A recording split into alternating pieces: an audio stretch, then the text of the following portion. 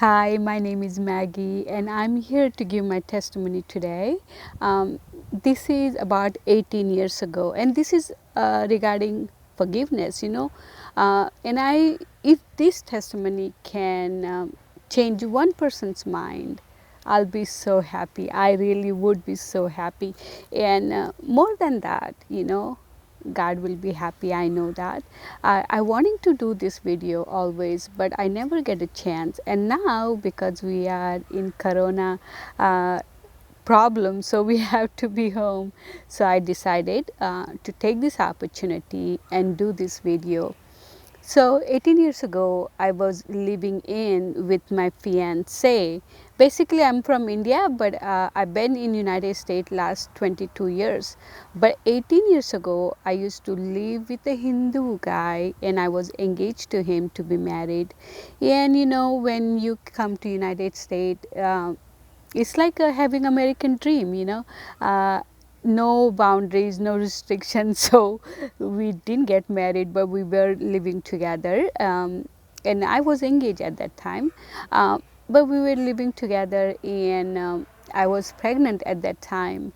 When I was pregnant, 3 months into it, I went to check if I have a boy or girl. I went to check, and when I did that, my water bag broke.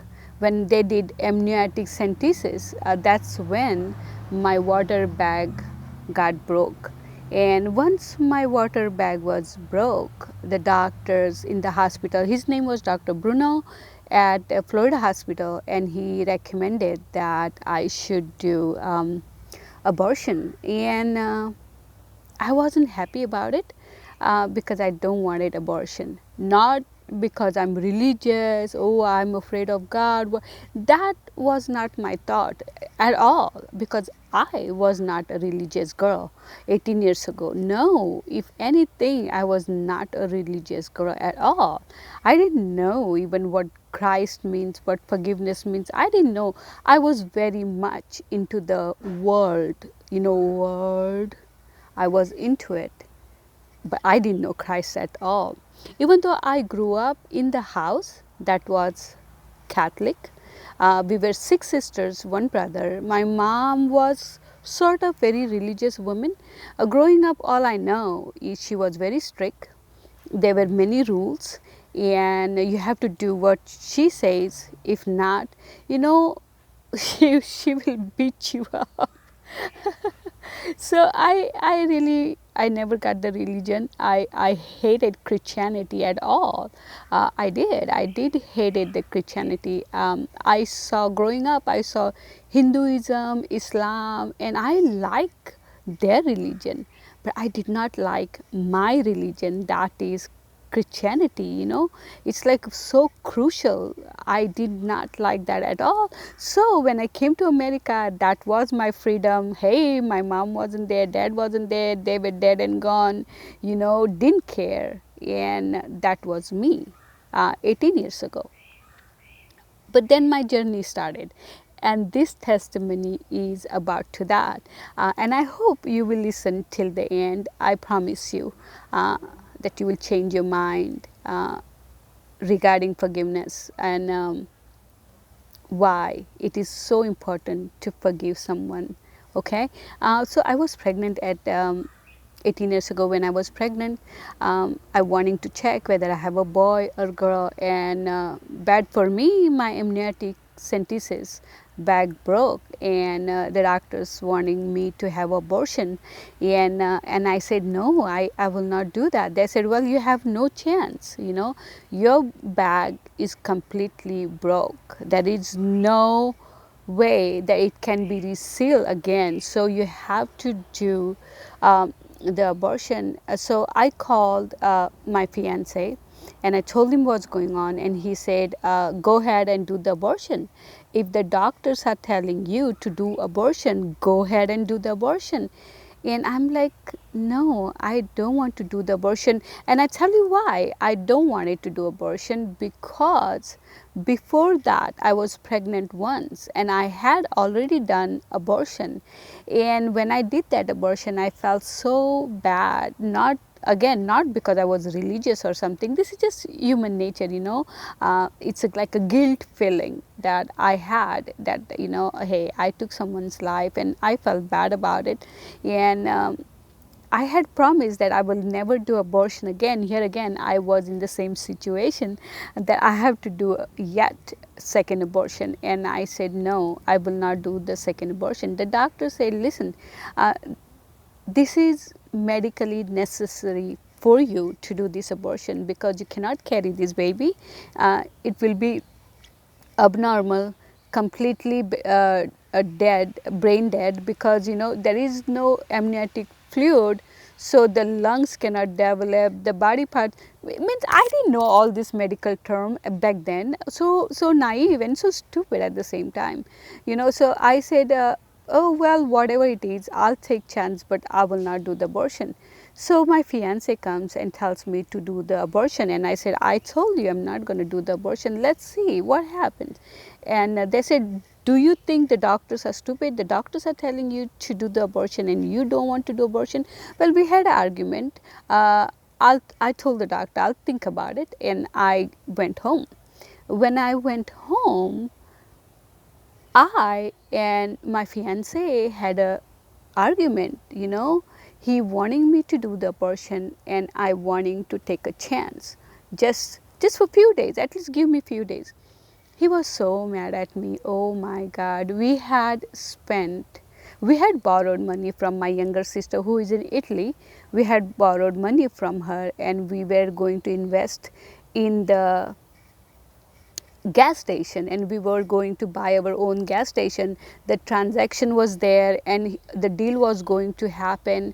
So my fiance said, you know, if you had an abnormal child, we cannot run this business. We can't, because then everything we have to spend on this kid, our attention will be on this kid, and that's just not going to be right. So please do abortion. He begged me to do abortion, and he had a good reason. He said, we struggle so much in life, we want to come up in life, we want to become rich, and if we have the child, abnormal child, it's going to be, you know, it's like a block in your path. So please, you know, God cannot punish you, and it is doctor who's telling you to do it. And I, you know, even today I go back and think, why was I so stubborn? Why I didn't do that abortion? I don't know. I really don't know. One thing I do know, not because I was religious girl. That hey, that wasn't me back then. That is true. So the more he fought, the more stubborn I became. The more he argued with me, the more determined I was, like not gonna do it, you know. And one day, right after that, I think so, within 2 months, my fiance went, sold the deal that we had with someone to get the gas station. He sold the deal, he did the deal, finished up, took all his money, took all his clothes, packed his bag, wrote me a letter saying that he is leaving. He do not want to deal with the abnormal child, and I being so stubborn, he just can't deal with me. May God be your provider.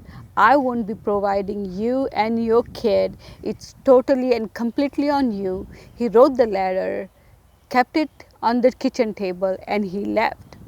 So when I came from work, I went home. I went home to my house, and I see there is a letter sitting there. So I open the letter and I see, and this is my fiance writing me a letter saying that he's out, and may God take care of you. He cannot deal with me anymore. I just became this bitter woman and I can't deal with that, and the abnormal child is your responsibility, not mine, and may God take care of you. He wrote that, and I could not believe, and I read that letter. I'm like, no. So I ran to his bedroom and I saw in his closet and there were no clothes. So I tried to call him many times and he would not pick up the phone. He would not. And meanwhile, there's so much stress on me. I passed out. That much I know. I passed out. How long was I passed out? I don't know. What happened? I don't know. But when I got up, I was crying and crying and crying and making phone after phone, trying to contact his friends, his family members to locate him, see where he is, and not to go. I would do anything to take him back, say, hey, don't do this, don't leave me alone. But he was gone and I could not figure it out where he was. He never even once called me, tried to keep in touch with me, and months went by. Now I was pregnant about 7 months. I was pregnant about 7 months, 7 and 8 months pregnancy. I was into it, and one day. Out of nowhere, I receive a phone call. And I picked up the phone call, and it happened to be my fiance on the other line. And he said, "Listen, I want you to come to Chicago, and we'll figure it out. I want you to be here. Can you do that?" I was so happy when he called. Oh my God, you don't know. Because I was miserable, last few months that I lived life without him. I was so miserable, and I could not believe that he called. I thought maybe God spoke to him, maybe something happened in his heart, maybe his heart changed, maybe he really want to reconcile. So I went to beauty parlor, tried to look good and all, and I went to Chicago. When I went there and I saw his face, I felt like, oh my God, this is gonna be all okay now. I can forget what happened to me, we can be together. But do you know what he did? This is insane. This guy, my fiance, took me 2 hours away from Chicago in the remote place without telling me anything before I went there, right? And as he was driving 2 hours to that place, that was an abortion center, partial abortion center. He was telling me all this time while we were driving to the center to do the abortion, and we can be together, and if I don't do the abortion, he has nothing to do with me after that.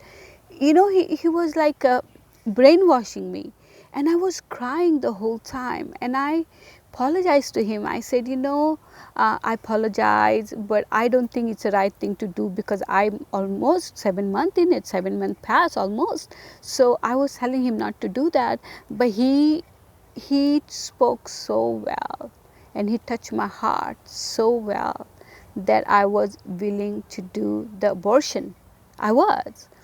So when I went there to partial abortion center, when I went there, he paid good amount of money, and I went inside to do the abortion. But when I went in the room and I was sitting in the chair, and the doctor came, the nurse came, they explained me the whole procedure, how they're going to terminate the pregnancy. It is there is a pump they're going to put, they're going to suck out, and everything they explained to me. And when they explained to me, I felt so bad. I don't know why I felt so bad. Again, I don't know. And as I sat in the chair, I could feel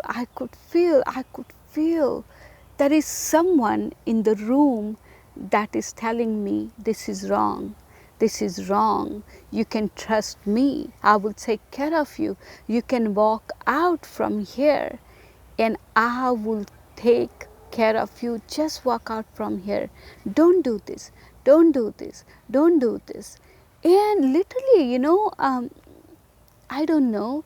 It was me with emotionally was what if all emotion was going on, that's what I was feeling, or there was really someone in the room that was talking to me. When I see that today. This is what I think happened. Yes, my emotions were there, I know. I'm also a strong woman. I am someone who not very easily get down, or not very easily broken down. Uh, I Now I know there was some kind of spirit was in the room that got on me so bad, and it just in my face was telling me, get up and go, get up and go. I will take care of you. Just get up and go, and I will take care of you. You had promised that you will not do the abortion again, and here you are.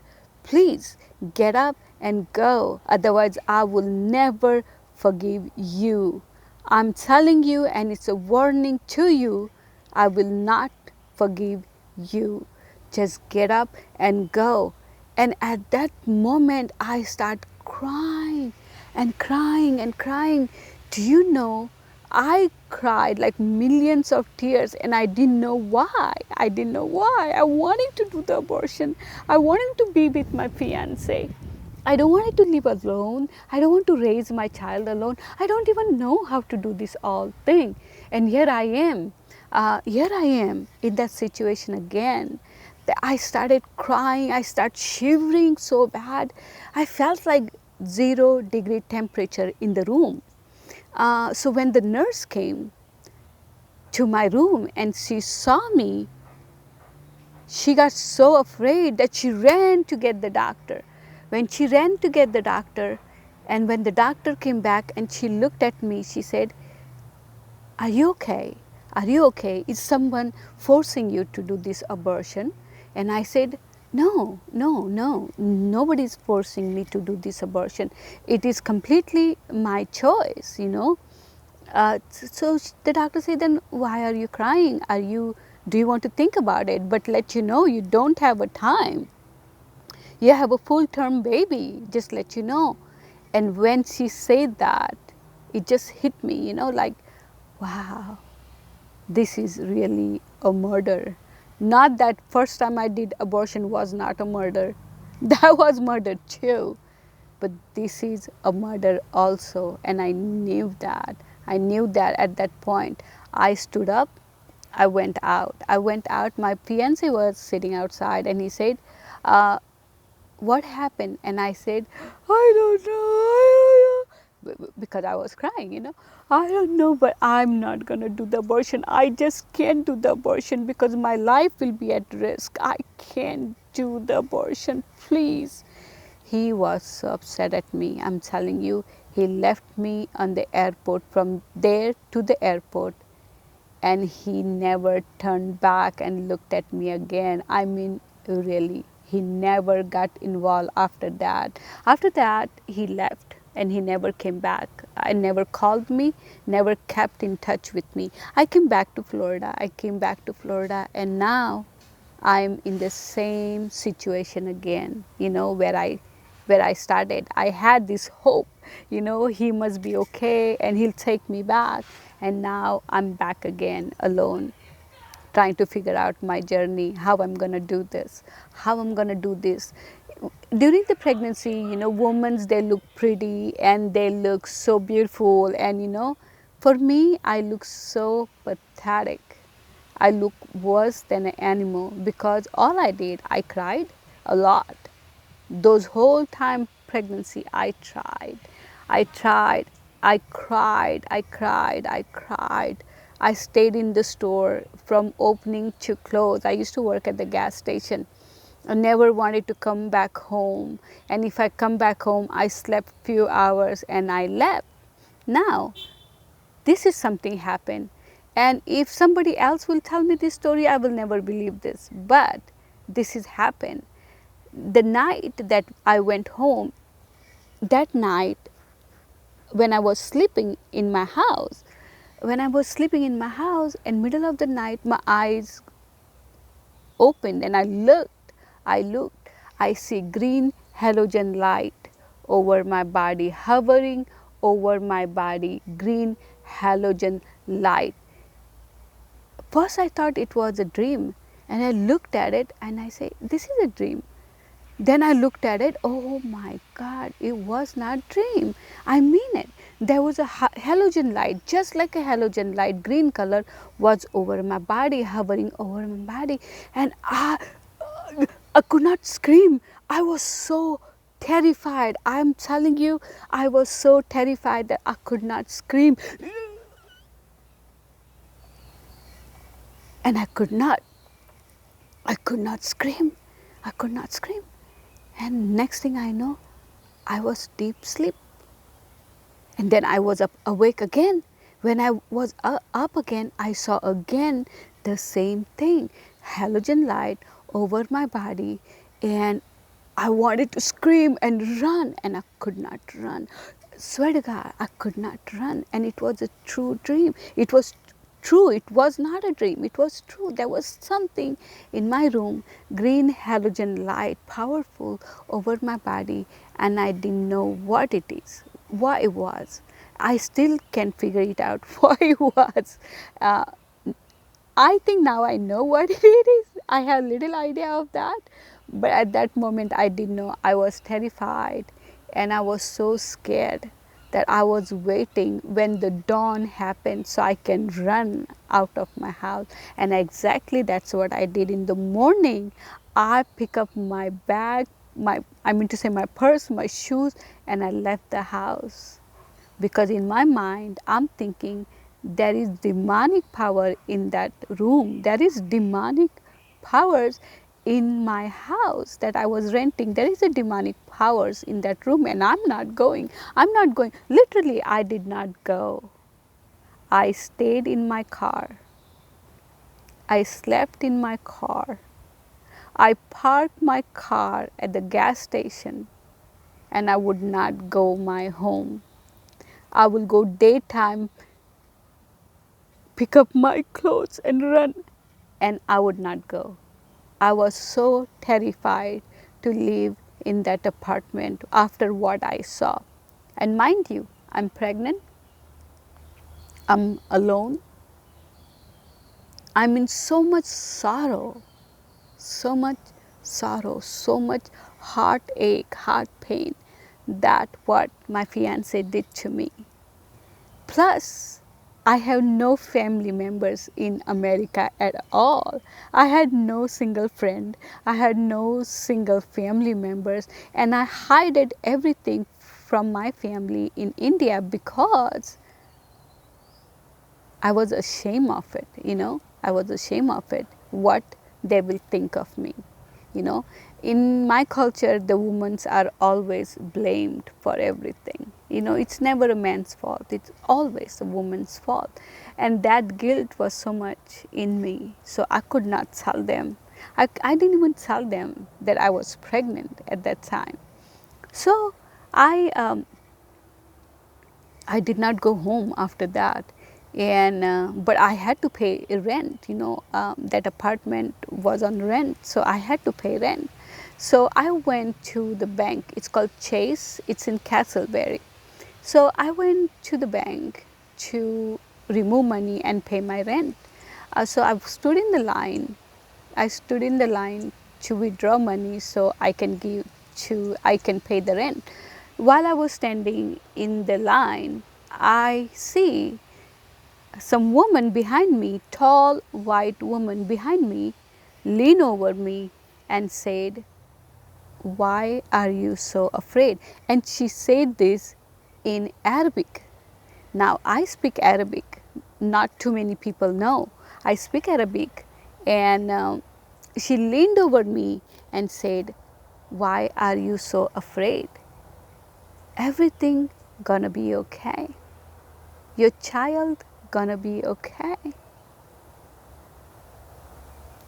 And I'm looking back, I'm confused. How she know that I know Arabic? And how she know everything gonna be okay? But I could not ask her the question back. I couldn't, because I was like confused. The whole life was confused at that point. The whole pregnancy was confused at that time.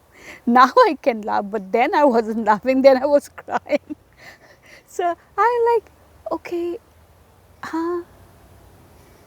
what? What is this? I never take drugs. I never smoke or drink or anything. So I couldn't understand what's going on with my own life. I had no clue. So I go to the trailer, whatever you call it, seller. I take my money and I go. I come out. I come out of the bank and stand there because the bank has only one entrance, not two. This bank has only one entrance. So I stand outside and I say, let me see if she's psychic. Can I ask her if my fiance ever gonna take me with him? Are we ever gonna be together? That's all I wanted to ask. I didn't even care if my child is gonna be okay. At that point, I couldn't think anything, you know. So I'm like, okay, I'm gonna ask her if my fiance ever gonna be come back to me. So I stood outside. I stood outside. I stood outside. And my fiance never, I mean to say, the woman who spoke to me never came outside. And I'm like, huh. So I walked in the bank again to see where she is. And I didn't see her. I didn't see her anywhere. I went back and I stood back again for 10 minutes, 20 minutes. And this woman never showed up, never showed up. Confused as I was, I went back home and I couldn't understand what's going on with me. I really could not understand what's going on with me at that point. And within 2 weeks, I gave a birth to my son. When I went to the hospital, no, oh my God, this is so bad. I went to the hospital. I drove by myself. When I had a labor pains, I drove by myself so far away to the hospital. And when I gave birth to my son was perfectly normal. Praise the Lord. My son did not have any problems. His lungs were developed, his brain was developed, his whole body was developed. And I tell you what, there was no beautiful child in that hospital than was my son. There was something about him when he was born. There was such a glory of God. There is something presence of God in him. When I saw him, my heart melted. I cried because I could not believe I could give birth to such a beautiful child. You know, it was, oh my God, the presence in him of life was so much. I forgot what I went through. I completely forgot my sorrow when I looked at his face. My pain, my heartache, my sorrows was my past at that moment. And when the doctor came, he said, "This is a miracle baby. Do you know that?" And I just smiled because I don't know what miracle means. All I know at that time, all I knew that, hey, I have a perfect child, tested and everything. There is nothing wrong with him. And that is my testimony. And I will see you again in part 2 for my next. Related to this part, I have one more part, what happened to my fiance, and that testimony, it related to forgiveness. See you again. God bless. Bye-bye.